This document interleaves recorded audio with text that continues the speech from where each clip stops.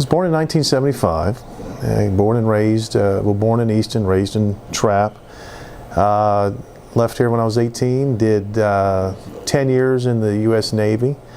And then once I got out of the Navy, made my way into the contract tower program, which is what Easton is. It's a FAA contract tower, which took me through Bridgeport, Connecticut, back down to Salisbury. And then when Easton was built and opened in 2007, I came here as the original manager.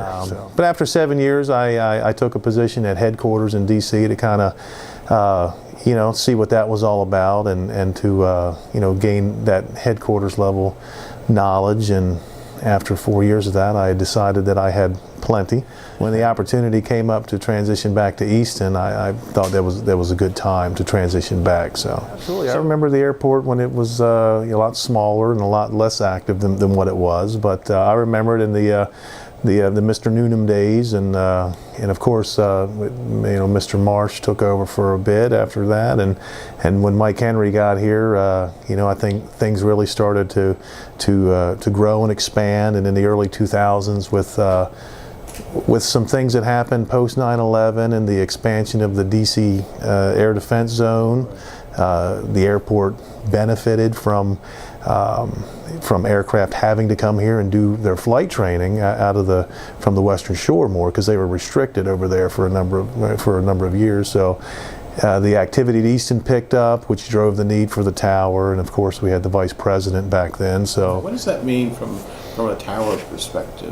Different protocols? Certainly different protocols. I mean, back in those days, we had to, our staffing was increased slightly back then, and we always had to have a supervisor here to a standalone supervisor to monitor that operation.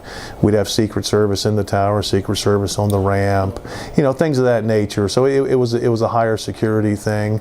But even since then, there are airports like Easton still play a huge role in national security.